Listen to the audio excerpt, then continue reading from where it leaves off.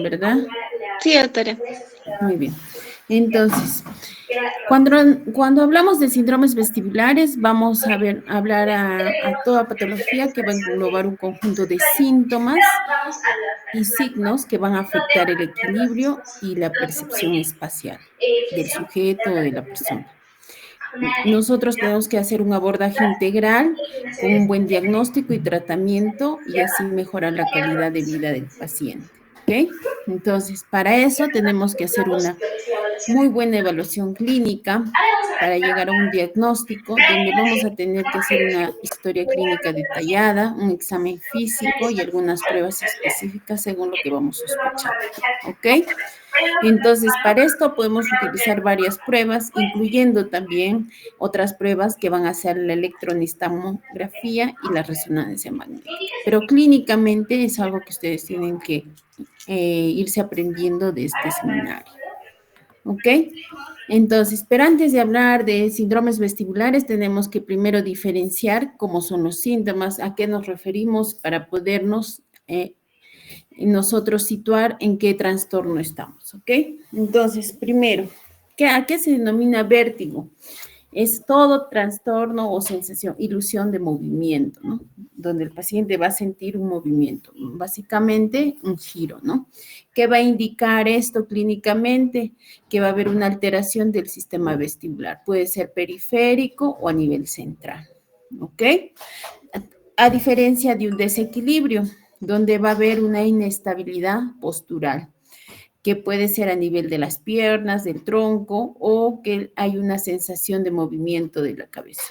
Y esto mayormente puede ser debido a un origen central o a una debilidad musculoesquelética o también visual. ¿Ok? El mareo no especificado es una sensación vaga que no sabe definir y el paciente muy claro y va a decir, lo puede referir como cabeza vacía, flotar, pisar algodones. Mayormente se debe a patología psiquiátrica, metabólica o cardiovascular. Y el último que también hay que considerar es el presíncope, que es una sensación de desplome, ¿no? Va a ser debido a una reducción del flujo cerebral, generalmente de origen cardiovascular. También incluyen trastornos metabólicos como hipoxia, hipocapnia, hipoglicemia, trastornos hidroelectrolíticos y anemia. ¿Ok? ¿Hasta ahí todo claro? ¿Alguna pregunta, jóvenes? Todo claro, doctora. Entonces, de acuerdo a eso, nosotros vamos a hacer algunas pruebas diagnósticas que nos van a ayudar a identificar la causa subyacente de este síndrome vestibular. ¿Ok? Vamos. Entonces, ¿qué es el síndrome vestibular agudo? Va a caracterizarse por unos síntomas muy intensos, agudos, que por lo menos van a durar 24 horas. Va a comprometer la marcha, va a ir acompañado de náuseas, vómitos de intensidad moderada severa. ¿Ok?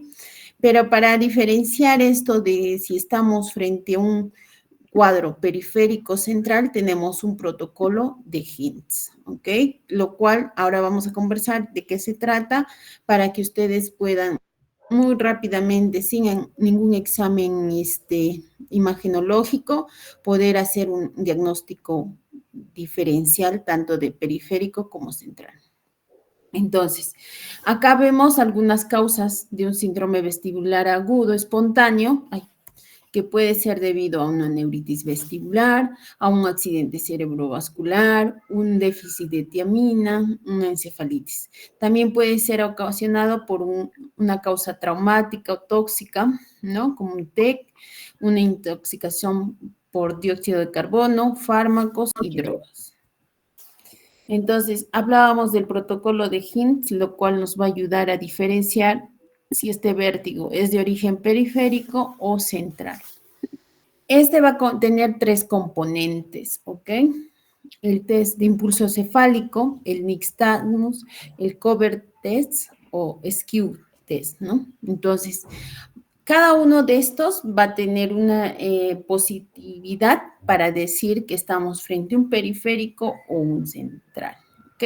Entonces, vamos a hablar primero del test de impulso cefálico. Antes de eso, el protocolo de Hines, que es un protocolo creado para diagnosticar más rápidamente y precozmente un vértigo de origen central que un periférico. Se dice que tiene una sensibilidad del 100% y una especificidad del 96% para descartar un infarto vértebro basilar. Incluso se dice que antes de las 72 horas es más sensible que una resonancia magnética. Entonces, ahí la importancia de saber este protocolo de Hines. Entonces, vamos a hablar sobre el test de impulso cefálico. Este test, como ven acá en la imagen, consiste en el paciente tiene que colocar nuestras manos sobre la cabeza del paciente a los lados y decirle que fije la mirada hacia nuestra nariz o nuestra frente, la cual nosotros vamos a hacer movimientos un poco rápidos, pero más o menos de 20 grados de la cabeza hacia el lado derecho o izquierdo, buscando que la mirada tenga una acomodación, ¿ok? Este test, o llamadas sacadas, ¿ok? Lo cual este test, si hay presencia de sacadas, nos va a dar un indicativo de vértigo periférico. Pero si no hay sacadas, estaríamos frente a un vértigo central, ¿ok? El nistagmus, como saben, es la oscilación rítmica de los ojos en diferentes direcciones. Vamos a ver acá, cuando vemos que es bidireccional, vertical o torsional, estamos hablando, acá lo que dice multidireccional, también estamos hablando de un vértigo central. En cambio, cuando estamos hablando de horizontal, con una corta duración, que tiene una fase de latencia corta y es de duración corta también, que desaparece, estamos hablando de un vértigo periférico, ¿ok? Lo otro es el cover test, donde vamos a pedir, vamos a cubrir un ojo del paciente y vamos a pedir que el paciente, por 2 segundos, lo cual vamos a pedir al paciente que fije la mirada de frente hacia un objeto y vamos a descubrir al ojo que hemos cubierto de forma rápida y ver si hay alineación o desalineación de los ojos al fijar la mirada otra vez al hacer este test. Ahora les voy a pasar un video para que entiendan mejor cómo es este cover test. ¿Ok? Entonces, se dice que es anormal cuando hay desalineación vertical de los ojos. Ahora vamos a ver. Entonces, ¿cómo vamos a diferenciar, ¿no? De un vértigo periférico de un vértigo central? Entonces, su latencia del nistagmus, que tiene un periférico es de 5 a 40 segundos y un central no tiene. La intensidad de los síntomas con que le acompañan en un periférico pues, es severa, un central leve a moderada. La duración del nistagmus es corta, menor a 1 minuto, y en un central es mayor a 1 minuto. Ya habíamos hablado de la dirección del nistagmus, ¿no? Es horizontal o rotacional, en cambio en el central puede ser de todo tipo, pero también casi clásico es vertical, ¿no? Y vamos a ver si hay alteración de la marcha, y si va acompañado de trastornos de la audición como hipoacusia o tinnitus, ¿no? Y si va a haber algún síntoma de focalización neurológica, que en un vértigo periférico no vamos a encontrar, mientras que en un central sí vamos a encontrar, ¿ok?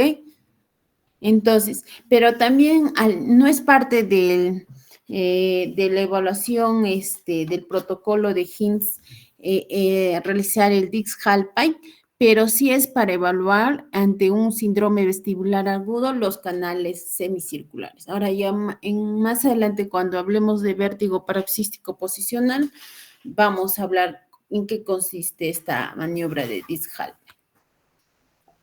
Acá les voy a compartir un video donde van a ver cómo es el protocolo de Hintz para que esté más claro. Si no pueden ver o hay algún problema, me avisan. Por favor, me avisas tú, Alessandra, ¿no? Eso significa que no Ya, doctora, está bien. compromiso el L4 y el L5. Nuevo Cactus Shine de la línea Colorfix. Brillo perfecto y color por 24 horas. Bessica. Nikola Tesla fue uno de los mayores genios que... Doctora, solo se está viendo la diapositiva, no se ve el video. Sí, ahorita estoy. Ay, ay. Buenos días, mi nombre es Elena.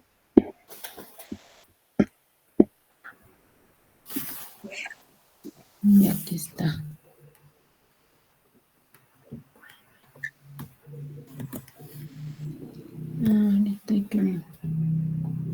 el mundo haya conocido. Desde joven, enfrentando la... Ya. ¿El audio está bien? ¿Me escuchan? Revolucionó el... Hola a todos. Hoy vamos a hablar sobre el... Alessandra, ahora sí ven mi... Ahora Ya, sí se ve. ¿Y el audio? HINTS, También sí se escucha. una herramienta Ya. diagnóstica que nos puede... Entonces empezamos.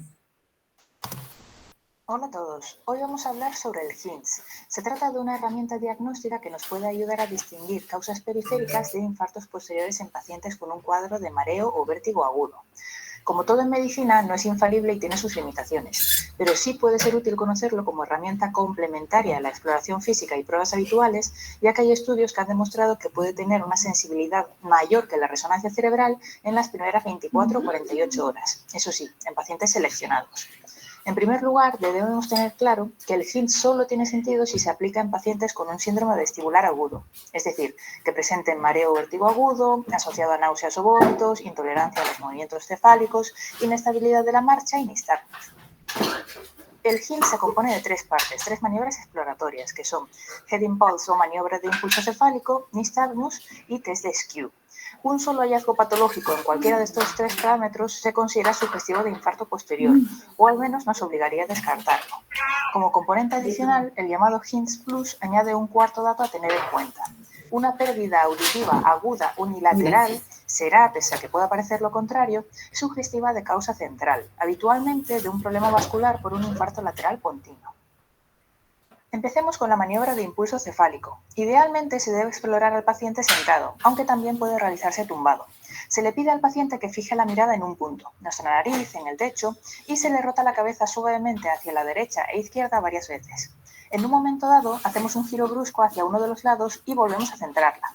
La presencia de sacada ocular correctiva unilateral sería sugestiva de patología periférica. Ojo aquí porque un HIT normal, o sea, la ausencia de dicha sacada, sería lo sugestivo de central y por lo tanto preocupante. Pero también podría ser así en un paciente sano, por lo que es importante aplicar e interpretar este test solo en pacientes con un síndrome vestibular agudo.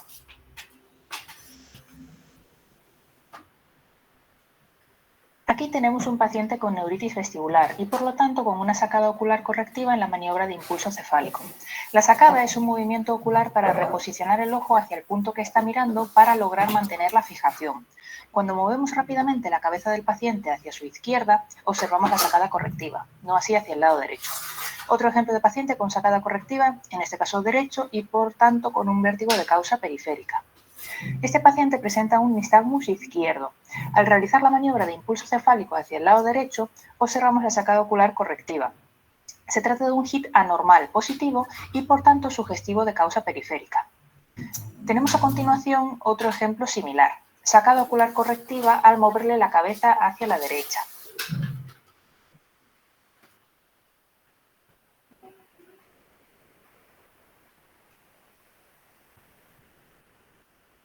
Y por último, tenemos otro ejemplo más de sacada ocular con la maniobra hacia la derecha. Lo repetimos a cámara lenta.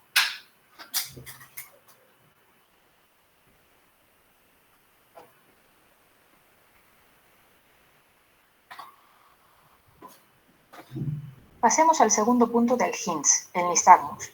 Se pide al paciente que desvíe la mirada primero hacia la derecha y luego hacia la izquierda, sin fijar la mirada a ser posible.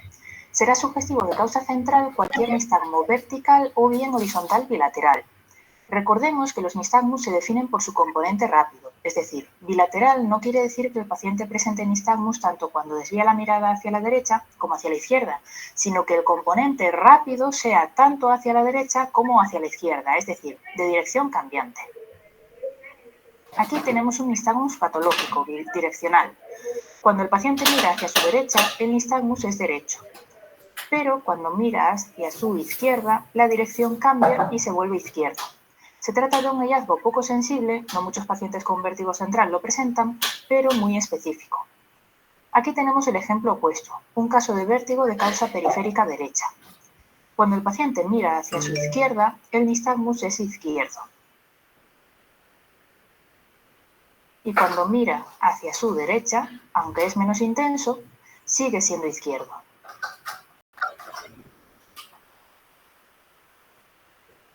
Por último, tenemos el test de Skew. Se le pide al paciente que fije la mirada en un punto. Le cubrimos un ojo durante un par de segundos y nos fijamos en ese ojo al descubrirlo. Se considerará positivo y sugestivo de causa central si observamos en dicho ojo un pequeño movimiento de recolocación, tanto si es unilateral como bilateral.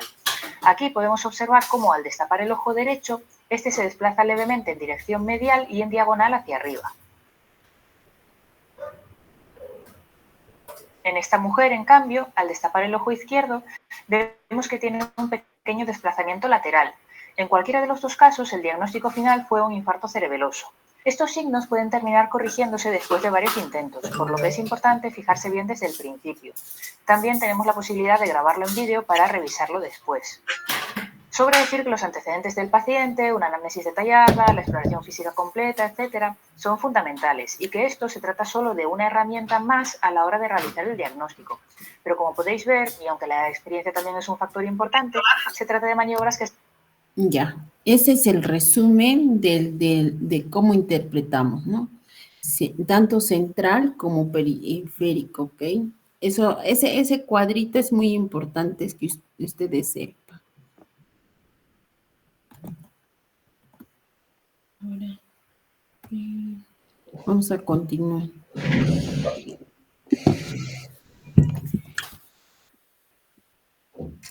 Ya.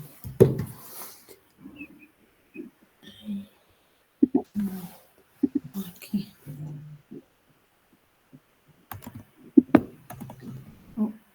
Ya, listo. Ahora sí, listo. Ahora sí ven mis diapositivas. Sí, doctora. Ya, continuamos entonces. Es lo mismo este cuadrito a lo que les dije del video. Entonces, vamos a ver que en un síndrome vestibular periférico va a haber sacadas correctoras, va a haber nistagmus de latencia agotables y que va a haber un alineamiento normal de la mirada sin sacadas correctoras. En cambio, en un central no va a haber sacadas correctoras, nistagmus no es agotable, puede ser vertical, torsional o horizontal. Y el test de Skew va a haber una sacada correctora de forma vertical al descubrir el ojo, ¿no? Listo. Hasta ahí ya sabemos, vamos a estar claros si estamos frente a un vértigo periférico o central. Entonces, ahora ya vamos a ver cuáles son los vértigos periféricos más frecuentes, ¿ok? Vamos a empezar a hablar uno por uno de los vértigos. Vamos a empezar con lo que es la neuritis vestibular, ¿ok? Las neuritis vestibulares tienen una presentación con síntomas muy agudos y van a estar acompañados muchas veces con otros síntomas neurológicos, por lo que muchas veces es un poco confuso su diagnóstico, pero sí se puede diferenciar, ¿ok? Entonces, se dice que es la segunda causa más frecuente de vértigos después del vértigo paroxístico posicional benigno, ¿no? Cuando hacemos el protocolo de Hintz, vamos a ver que nos va a ser de ayuda muy útil y efectiva en el diagnóstico, ¿ya? Se caracteriza por un vértigo de aparición brusca, intensa, vértigo como tal. El paciente va a referir sensación de giro del piso de los objetos y Su máxima intensidad va a ser durante las primeras 24 horas, ¿ok? Va a ir acompañado de náuseas, vómitos, sudoración fría, palpitaciones. Es invalidante, el paciente tiene que permanecer en cama y mayormente está echado, inmovilizado sobre el lado sano. Y va a haber presencia de un nistagmus espontáneo. ¿Ok? No va a irse acompañada de ningún síntoma auditivo como hipoacusia, hiperacusia, tinnitus, sensación de presión oral o taponamiento, ni tampoco compromiso de otros pares craneales, ¿no? Como parálisis facial, etc.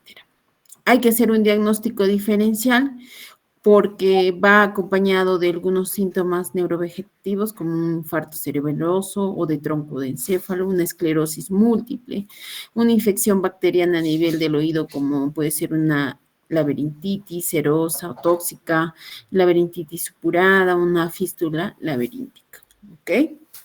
El tratamiento al inicio es pues dimenhidrinato a dosis de 50 miligramos, que vamos a darlo más o menos entre 2 a 3 días, hidratar al paciente y corticoides y al final la rehabilitación vestibular, ¿no? Se dice que acá hay dos teorías, una teoría vascular que va a ser causada por una trombosis a nivel de la arteria vestibular anterior y una teoría nerviosa que va a ser causada por una enfermedad vírica a nivel del nervio vestibular, ¿no? ¿Ok?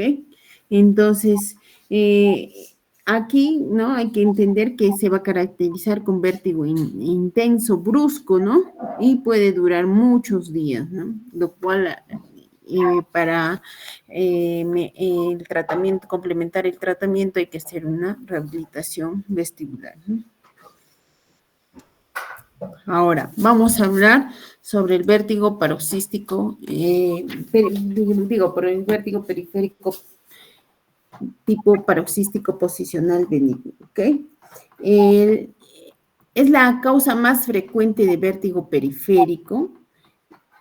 Puede estar relacionado, asociado a una neuritis vestibular. También lo relacionan con osteoporosis y déficit de vitamina D. ¿Okay? Hay varias teorías. Su etiología en realidad no está clara, ¿no? Y se va a producir por una movilización de los fragmentos de carbonato de calcio dentro de los canales semicirculares que al hacer movimientos cefálicos, estas van a también movilizarse, pero no se detienen al cesar dicho movimiento de la cabeza o los movimientos cefálicos, lo que va a ocasionar el vértigo, ¿no? Una sensación falsa de movimiento. Clínicamente se presenta por episodios breves de vértigo desencadenados por movimientos cefálicos, ¿no? O de posición de la cabeza. Duran segundos, por lo general es menor a 1 minuto y están asociados a náuseas y vómitos intensos, ¿no? Y crisis de ansiedad, básicamente. Para esto el diagnóstico se basa en la maniobra de Dix-Hallpike, que ahora vamos a hablar. Como saben, tenemos 3 conductos semicirculares, el posterior, horizontal y superior. El canal que con mayor frecuencia se compromete es el posterior. El que le sigue es el horizontal y en menor frecuencia, que representa casi el 1%, es el canal semicircular superior, ¿no? Y hay un 15% que pueden presentarse en varios canales semicirculares. Normalmente es afectado por un canal semicircular, pero el 15% se dice que afecta a varios canales semicirculares. ¿Ok? Entonces, vamos a hablar sobre la maniobra de Dix-Hallpike. Acá en este video vamos a ver cómo es la maniobra, ¿no? Que se gira la cabeza del paciente 45 grados, se hace caer a una altura más o menos de 20 a 30 grados. Ahorita les muestro.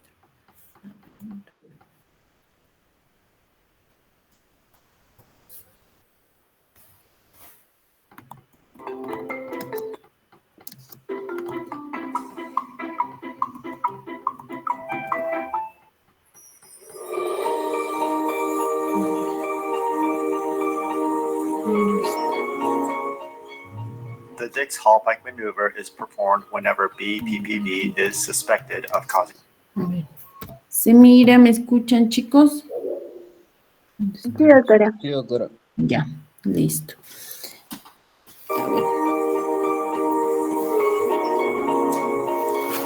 The Dix-Hallpike maneuver is performed whenever BPPV is suspected of causing a patient's dizziness.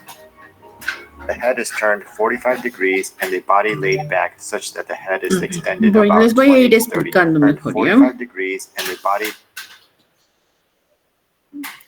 Entonces, esta maniobra vamos a hacer siempre para evaluar los canales semicirculares, ¿no?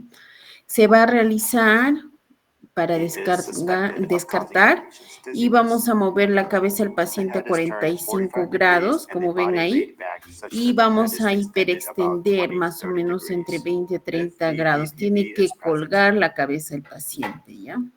Y como ahí vamos, dice, vamos a encontrar nistagmus, ¿ok? Y vamos a ver la dirección de estos. Eye twitching that rotates is called torsional nystagmus. Side to side eye twitching is Ahí called tenemos un horizontal nystagmus. horizontal, Eye ahí twitching that tenemos goes un up and down is called vertical. vertical nystagmus. ¿No? The Dix-Hallpike maneuver Vamos is a then hacer para repeated un on the lado opposite y luego side. lo reposicionamos This maneuver should y be volvemos a repeated hacer several para times to el otro document lado more para ver. fatiguability. When performing this Es maneuver, positivo. another individual can help. A ver, vamos avanzando. Please note that feeling dizzy but without nystagmus is not considered Es diagnostic positivo for cuando BPPV. encontramos nistagmus. Si el paciente siente mareo, siente miedo, no es positivo, ¿ok? Solo cuando encontramos nistagmus en cualquier dirección, recién consideramos positivos. Y de acuerdo a eso vamos a hacer el diagnóstico de descartar si es de qué canal semicircular. Eye twitching must be present for BPPV to be diagnosed.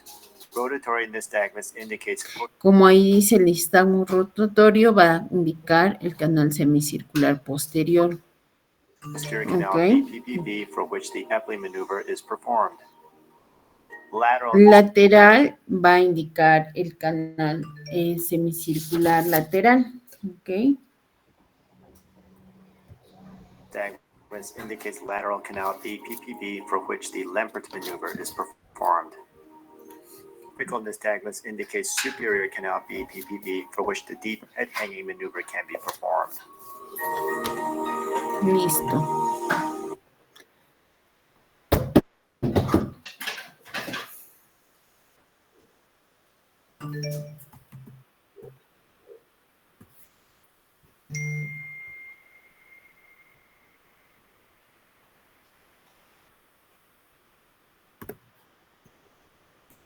Ya, continuamos. ¿Sí miran mis diapositivas?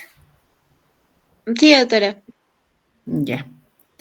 Entonces, como ya sabemos el diagnóstico con la maniobra de Dix-Hallpike, ahora vamos a hacer el tratamiento para esto, solo son las maniobras de reposición, ¿ok?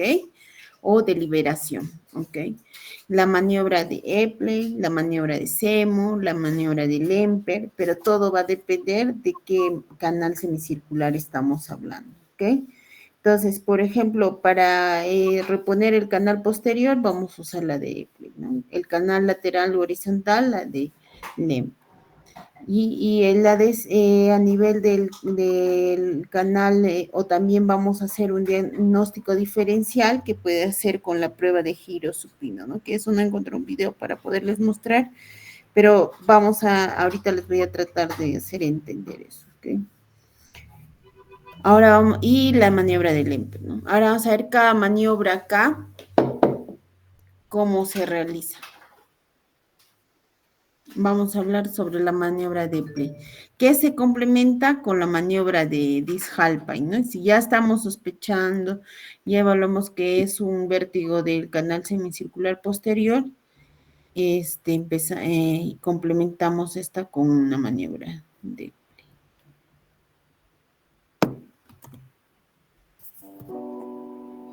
Ya, ¿sí se mira? ¿Sí se escucha? Sí, doctora. Ya. Normally, only with head movement does fluid within Haces the una inner pequeña ear also introducción, a move, ver, informing the escúchenlo. brain that a head turn occurred. However, should a crystal called an otolith gets displaced into the posterior canal of the inner ear, BPPV dizziness occurs. Fluid movement occurs due to the crystal rather than head turns, causing the brain to think movement has occurred even though none has happened. The Epley maneuver is performed to treat this posterior canal BPPV by trying to get the loose crystal out of the canal.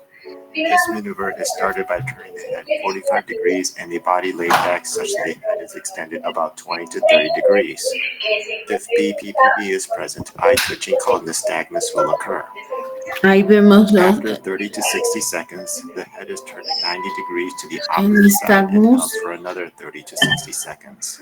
The head is then further rotated another 90 degrees, accomplished by having the patient turn onto their side, which is then held for another 30 to 60 seconds. At this point, the head should be turned 45 degrees from the horizontal. When performing this maneuver, another individual can help with these position changes.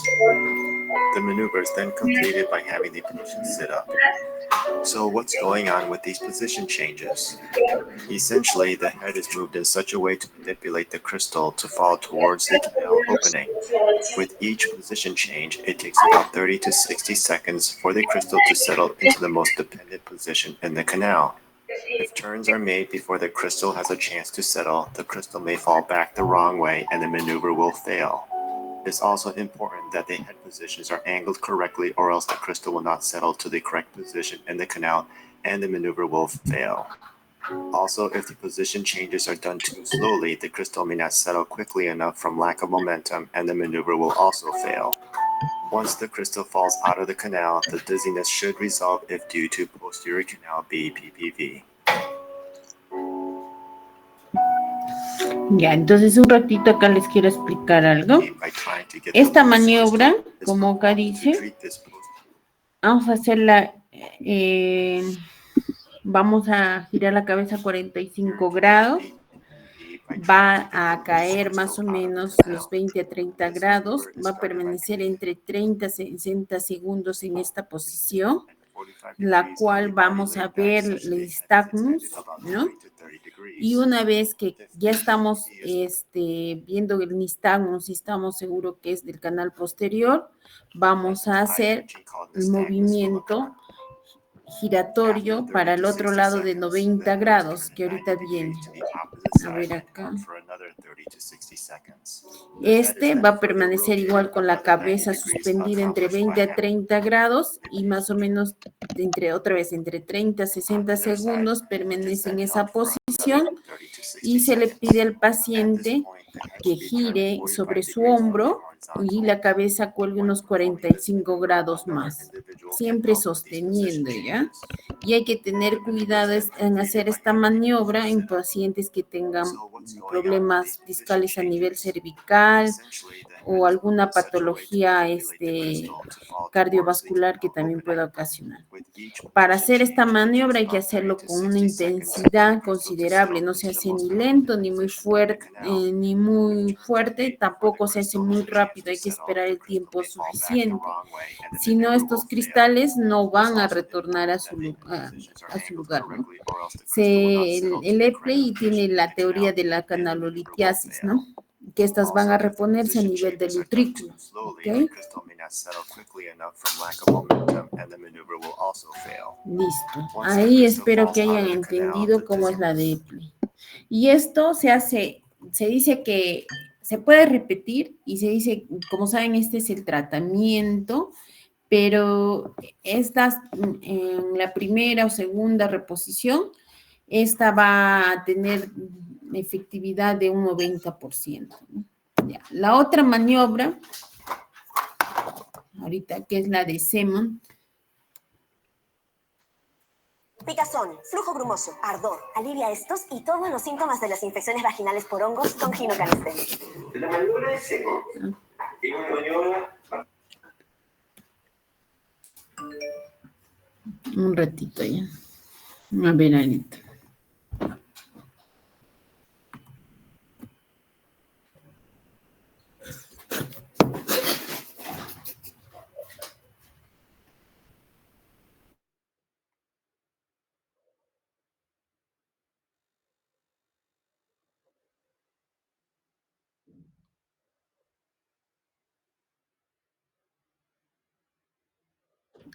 A ver, un ratito, chicos.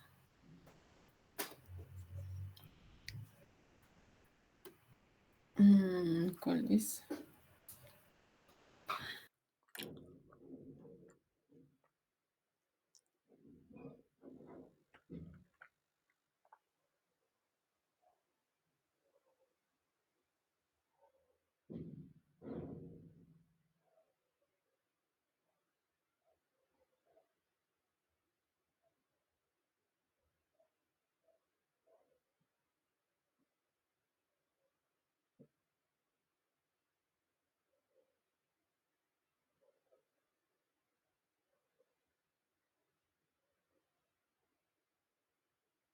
Me olvidó. A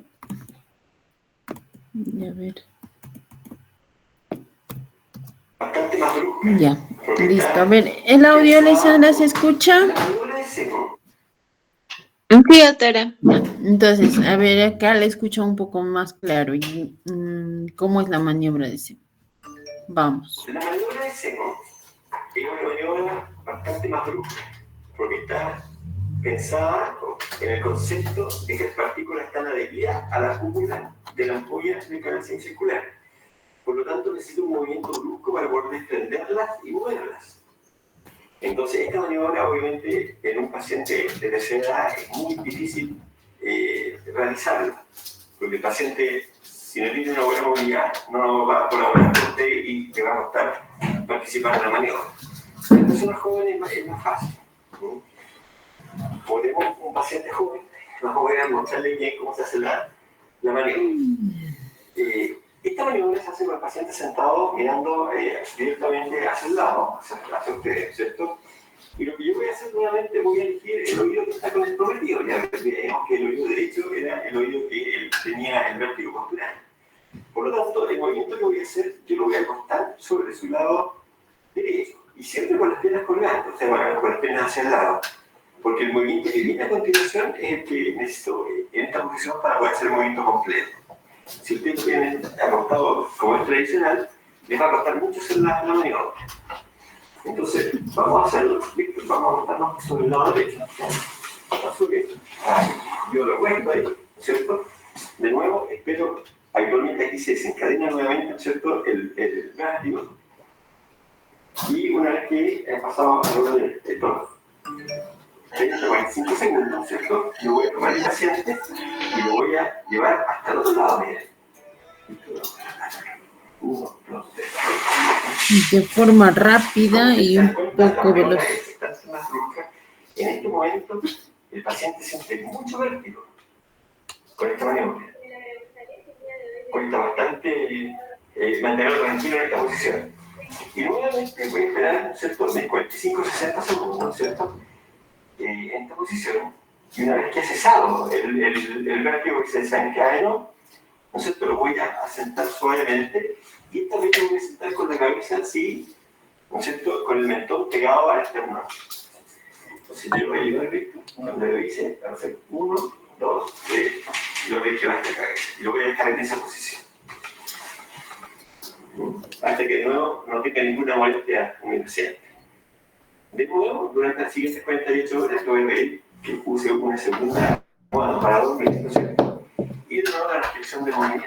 O sea, el no girar, moverse bruscamente, sino que la simulación, como les contaba, esto de moverse como robot, ¿no es cierto? Si a mí me llaman allá, del lado derecho, yo giro con todo mi cuerpo, ojalá sin mover mucho la cabeza. Con eso estoy favoreciendo que las partículas que logré devolver, ¿no es cierto?, hacia el upículo, se adhieran, ¿no es cierto?, y no regresen al canal semicircular. Ahora se prende de trabajo. Listo. A ver, vamos para... El día y la noche son diferentes, por eso tu rutina también lo es. Comenzamos con el limpiador facial de Clinique para eliminar el maquillaje.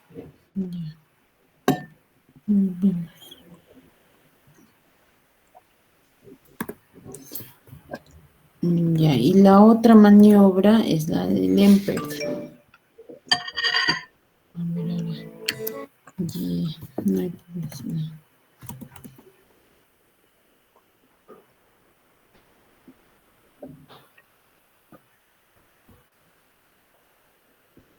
Eso.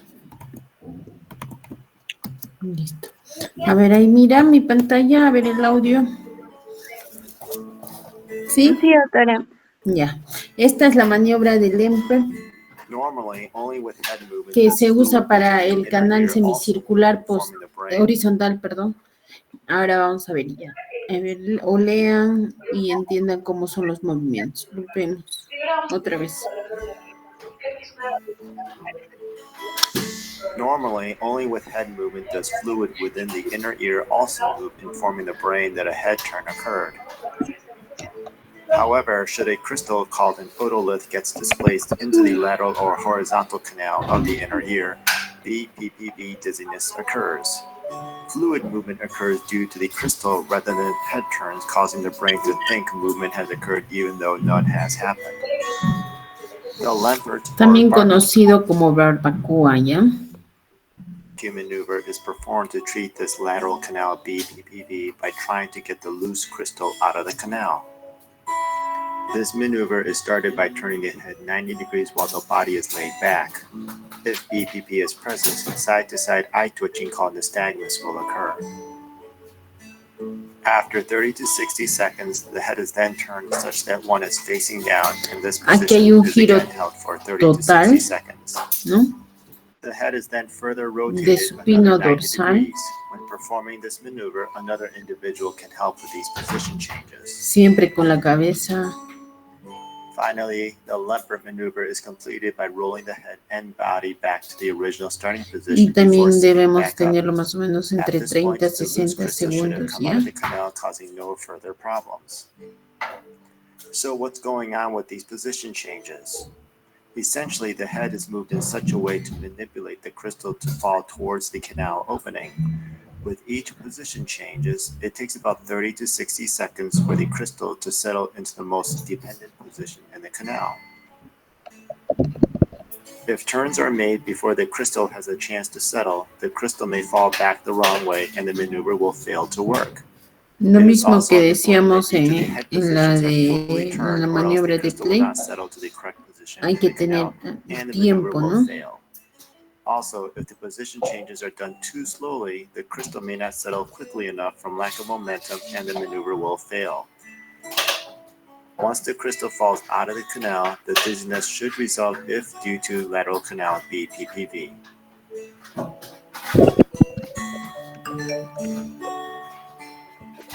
Y de ahí se reposiciona, ¿no? A su normalidad.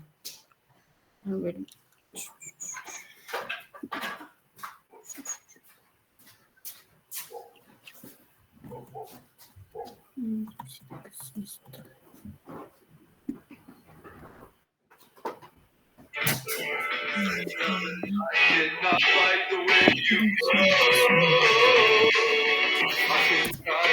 Ya.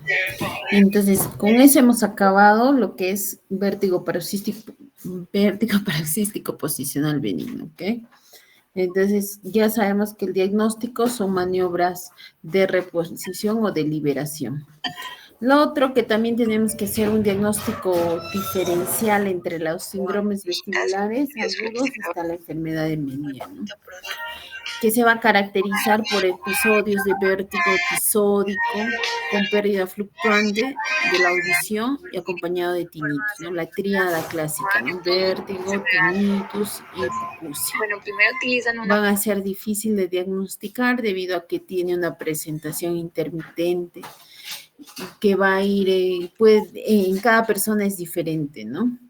Pueden haber, el paciente puede tener crisis recurrente dependiendo del estadio, como también crisis o periodos prolongados de ausencia de síntomas, ¿no? Es lo que hablábamos, tiene una tríada vértigo, hipoacusia, tinnitus o acúfenos, con sensación de plenitud oral. Algunos síntomas se van a hacer más intensos dependiendo del paciente, ¿ok? Estos vértigos, cuando se empiezan a presentar, la mayoría de veces son de un grado severo, ¿no? Y pueden durar varias horas hasta días, ¿no? y siempre están acompañados o precedidos por plenitud oral y tinnitus, ¿no? Esta hipoacusia, dependiendo también, puede ser fluctuante y va a ir acompañado del vértigo o de forma aislada, ¿no? Entonces, en este caso, ¿cómo vamos a hacer la evaluación? Pues muy importante es la anamnesis para saber cuándo, cómo empezó, si va acompañado de algún síntoma, y luego vamos a hacer una audiometría, ¿no? Para ver si hay pérdida auditiva, mayormente en las frecuencias graves, ¿no? Que va a haber compromiso a nivel de la marcha o alteración en el equilibrio, dependiendo de la severidad del episodio. Pero existen múltiples factores que se pueden asociar al Meniere, como son los factores anatómicos, que puede haber un problema a nivel del hueso temporal, también genéticos, ¿no? Inmunológicos, virales, causados por el herpes tipo 1-2, el Epstein-Barr o citomegalovirus, vasculares, lesiones isquémicas o hemorrágicas. También la relación entre Meniere y migraña. Se dice que pacientes con migraña tienden a desarrollar enfermedad de Meniere, ¿no? Porque va a haber un compromiso a nivel de los conductos, ¿no? Y psicológicas también, que está relacionado a personas neuróticas, ¿no? Que está relacionado al estrés, fatiga y los problemas personales que pueden presentar. En el tratamiento de estas crisis, primero se da reposo, sedantes vestibulares como las benzodiazepinas, la sulpirida, dimenhidrinato, pero esto también no puede ir por mucho tiempo, entre 2 a 4 días, ¿no? La metoclopramida para las náuseas, vómitos, ¿no? Y un tratamiento de mantenimiento. Es una educación al paciente que se le tiene que dar tanto en sus estilos de vida como dietéticas, ¿no? Bajo en sodio, no nicotina, café, alcohol y la actividad física, ¿no? A esto va a ir asociado algunos diuréticos, dependiendo del hidros que consideremos que esté presentando el paciente, que va a ir relacionado con los vértigos, ¿no? La beta-histidina, ¿no? También vamos a ir asociando a los antagonistas de calcio y corticoides, ¿no? Acá vamos a ver un pequeño video para ver cómo se comporta, cómo es el daño que ocasiona la enfermedad de Meniere, ¿ok? A nivel del oído interno.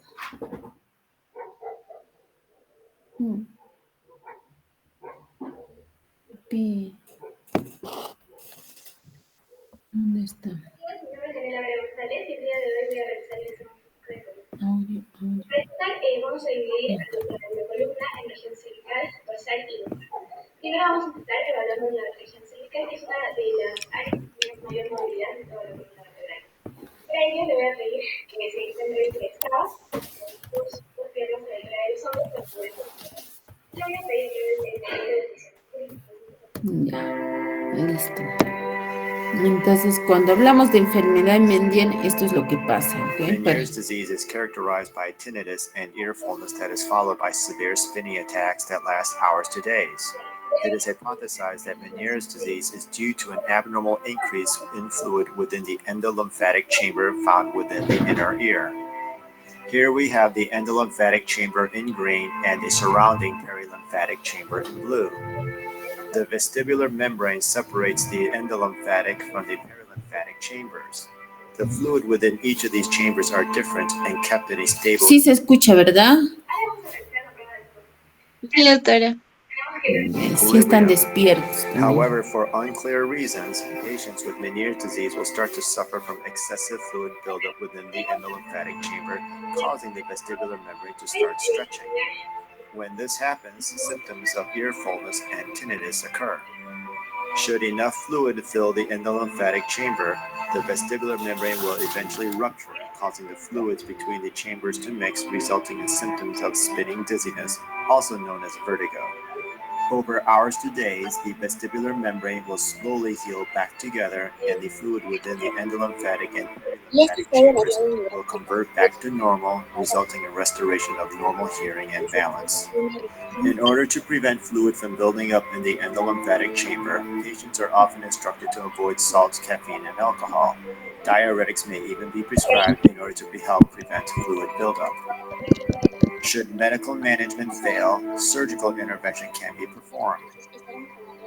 With endolymphatic sac decompression surgery, the bone around the endolymphatic sac is removed and a shunt placed to physically drain fluid out of the endolymphatic sac to prevent excessive fluid buildup.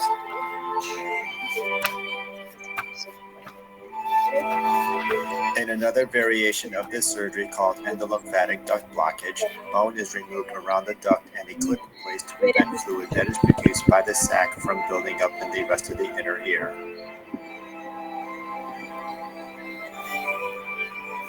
Finally, if vertigo is still not well controlled, the nerve going to the inner ear balance system can be cut surgically. Alternatively, special drugs can be injected into the inner ear to chemically destroy the balance system.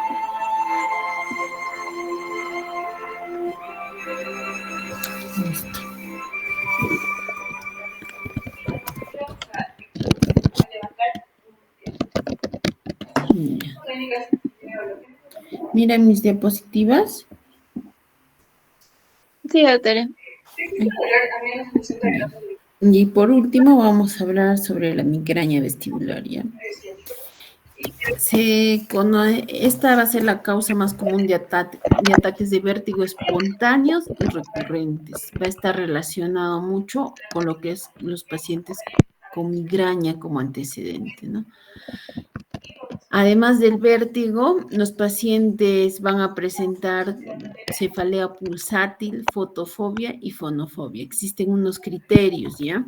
El vértigo va a corresponder al aura de la migraña o pueden darse en forma separada. ¿Qué significa esto? Ahorita lo vamos a ver, ¿ya? Ahora vamos a realizar el Se dice que su duración puede ser unos minutos como hasta días, ¿no? Entonces, existen criterios por la sociedad, la cual vamos a tener que considerar por lo menos estos. Se dice que deben tener episodios de migraña caracterizados por presencia de episodios de migraña con o sin aura, ¿no? Síntomas vestibulares moderados o severos que van a ser de duración entre 5 minutos a 72 horas. Puede ser espontáneo, posicional, por eso había la relación también entre vértigo posicional y migraña. Inducido debido a estimulación visual, ¿no? Vértigo inducido por movimientos cefálicos y mareos con náusea inducidos por movimientos cefálicos. Al menos la mitad de los episodios deben asociarse con una característica migrañosa, ¿no? Cefalea unilateral pulsátil de intensidad moderada severa, con empeoramiento frente a la actividad física y también con fotofobia y sonofobia, ¿no? O un aura visual. Entonces, una vez que ya estos criterios, podemos considerar que estamos frente a una migraña vestibular. Hay que hacer un diagnóstico diferencial con la enfermedad de Meniere, ¿no? En este caso, vamos a dar el tratamiento, va a ser hidratación, antieméticos, AINES y algunos triptanes, ¿no? Entonces, una vez que con esto vamos a ir, no es lo más frecuente, pero tenemos que considerar, ¿no? Ahora, como conclusión, vamos a entender que cuando estemos frente a un síndrome vestibular, lo importante es hacer un diagnóstico y tratamiento adecuado, ¿no? Detectando los síntomas y signos que el paciente va a presentar, ¿no? ¿Cómo vamos a hacerlo? Haciendo una muy buena historia clínica, un examen físico detallado, y esto va a ayudar, ¿no? A descartar, diferenciar entre periférico central y determinar la etiología de este cuadro clínico, ¿ok? Listo. Un ratito, esto se cierra, ya está. Dejar de presentar. Listo. ¿Alguna pregunta, chicos? No, doctora. Ah, mira, están 62. ¿Quiénes son? Ya, listo. Ya, entonces, bueno, eso sería todo. Espero que hayan aprendido, entendido. Ya le voy a pasar las diapositivas para que lo vuelvan a revisar para su examen. Pero también lean por su parte, ¿no? Ya, chicos, entonces eso sería todo. Que descansen. Muchas gracias, doctora. No se olvide de pasarme